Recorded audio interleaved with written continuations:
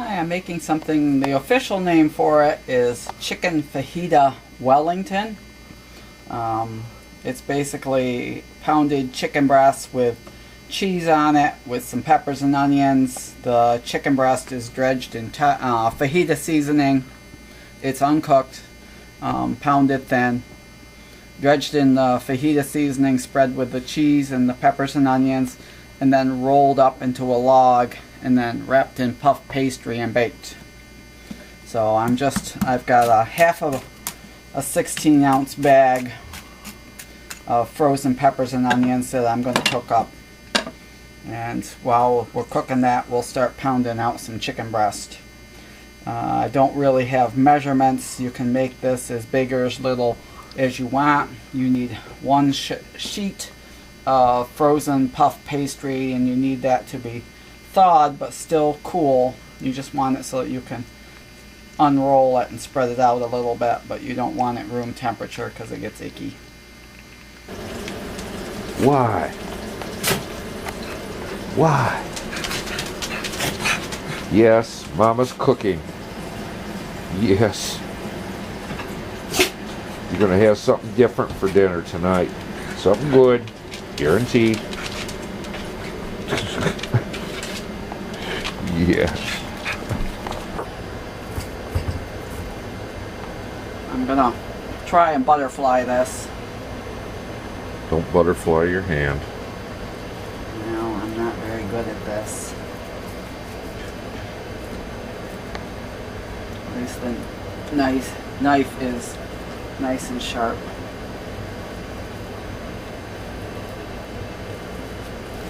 Not bad. Not bad.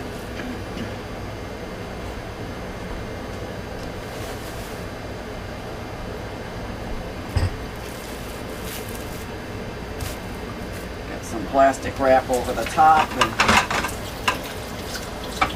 pound it out. Good way to take out your aggressions. It doesn't have to be real thin. So we're only going to do a couple of chicken breasts because there's just the two of us, so we don't need a lot between us and the boys. But as I said, you can do as many as you want. So there's number one, and we'll work on number two. Actually, we're going to stick with one. I think that's big enough for the two of us and the 3 dogs. So what we'll do is I'll get it dredged in some fajita spices and we'll go from there. I'm just sprinkling the fajita seasoning. I'm just using 1 packet on this. That'll be more than enough. I've done one side. I did a little on the other side. I've still got a little left. I'll flip it over and put a little more on the other side. It's easier if you pound your chicken breast out between 2 sheets of plastic wrap. One, it keeps the mess confined a little bit. You can push the fajita seasonings in there. And 2, it makes it so much easier to flip it, something like this. And that'll do with the... If you're doing more than 1 chicken breast, you may need more than 1 packet of seasoning. I'm going to use the whole thing. So what I'm going to do is I'm going to lay some sliced cheese on there. You can do... So I used 5 slices of American. As I said, this would probably be good with Swiss as well, or provolone, or anything that you like. But now to put I cooked up my onions and peppers. They've been cooling off a little bit, and we'll put those on top.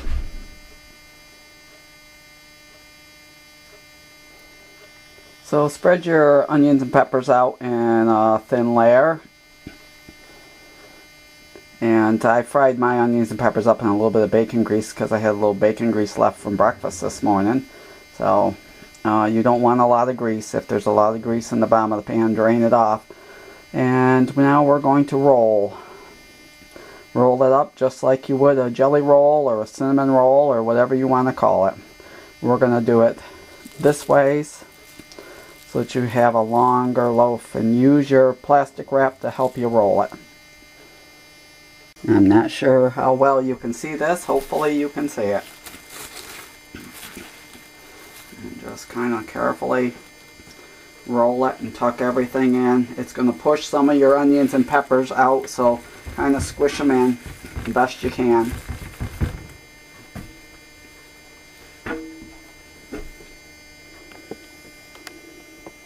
So unfold your puff pastry.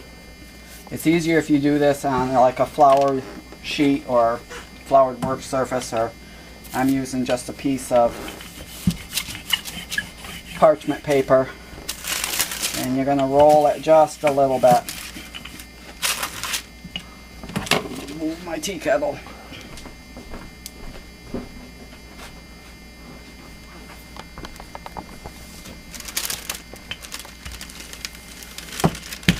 You don't need to roll it much. You're just going to roll it a little bit to make sure it'll fit your chicken.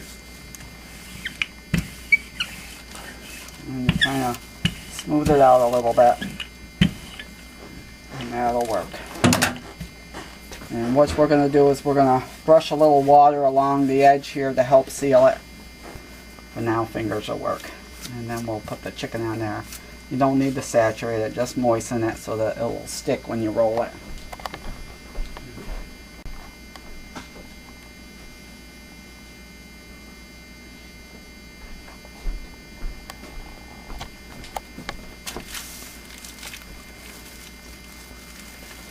Now to get it on there without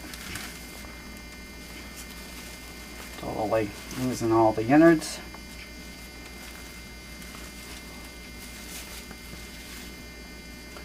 Just stuff it all in there.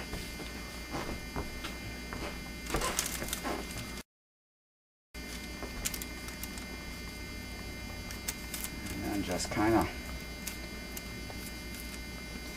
roll your puff pastry.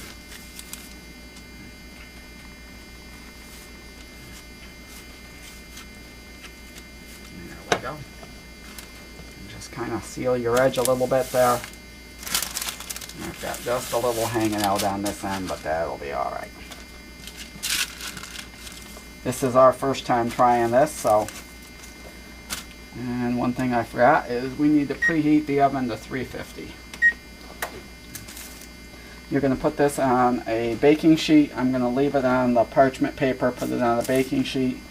I think I'm going to brush this with a little egg wash. It says to help it brown a little bit, a little more evenly. Tucking the rest of the peppers in. Brush it with an egg wash. Bake it at 350 for 50 minutes till it's nicely browned. Sure looks good.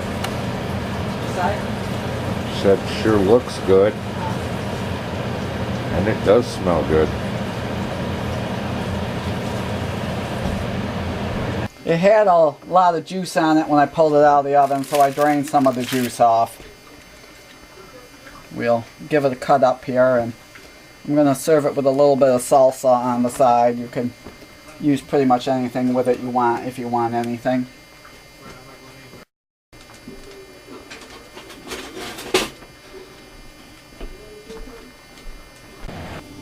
I'm making something called the Italian wedding pasta bake. Instead of the soup, we're doing this as a pasta bake.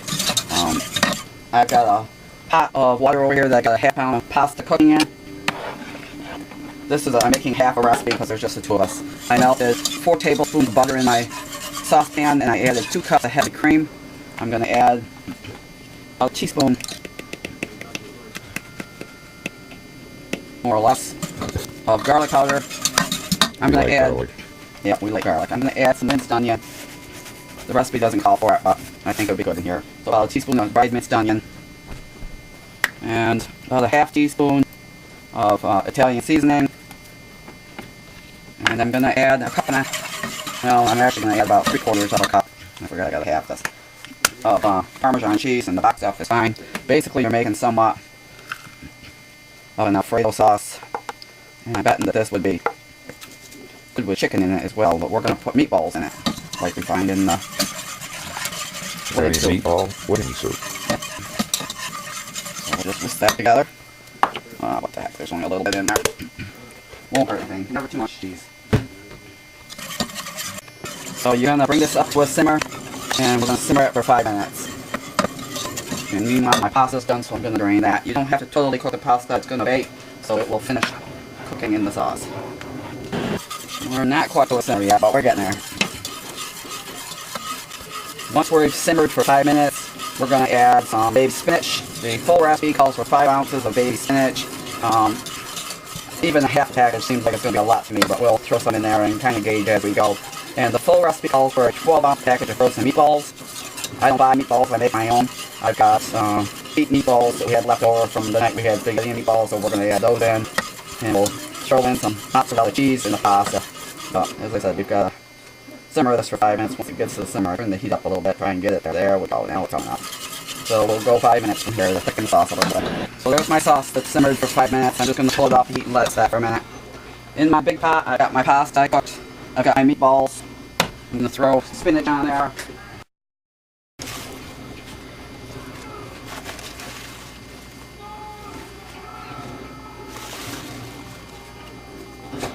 And then we'll pour the sauce over top.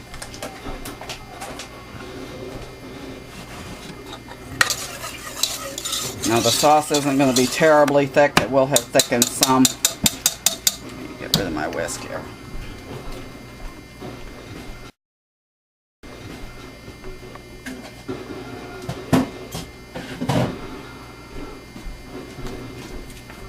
My oven is preheated. 350. At 350. This will help to wilt the spinach down and get all that good sauce out of there.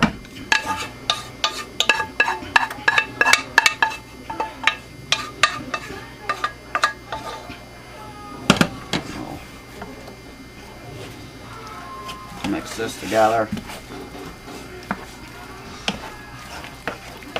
As I said, it's basically an Alfredo sauce, so I believe this would be extra tasty with some diced chicken in there as well.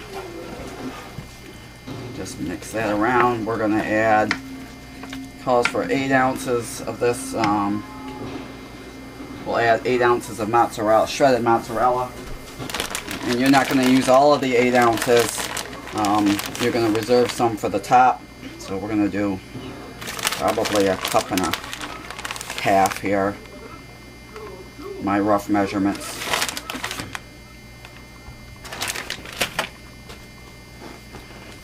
I don't know why you gotta measure cheese. You either like it or you don't. Yeah. Just kind of mix that in. You don't even have to thaw the meatballs. It says it'll all cook together. Yep. Add a little moisture. Yep. You can see the spinach is already starting to wilt down a little bit. Okay. Oh, you're gonna need a, I think this is a 2-quart baking dish.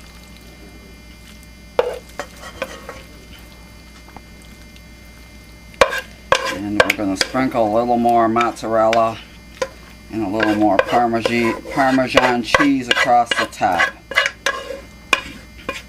It's going to be cheesy. Greased baking pan. Yep, I sprayed it with my pan. I like the olive oil pan. Or you can just grease it.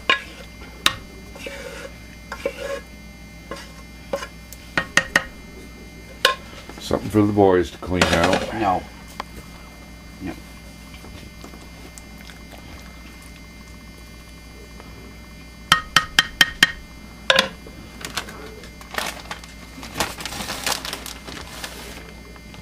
A little more shredded mozzie across the top. It doesn't need too much. And we'll sprinkle a little more Parmesan across the top.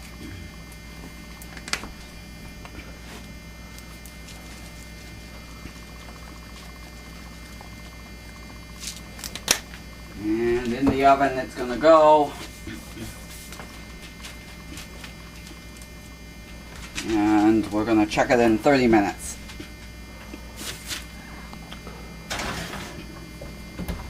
Well, it's been 30 minutes and it's hot and bubbly and nicely browned on top, and we're going to give it a try. Smells good. Did a couple of meatballs there and some pasta and some spinach. It's nice and cheesy. I was worried about it being dry, but it's not. It's gooey, just the way I like my pasta. The boys will like it.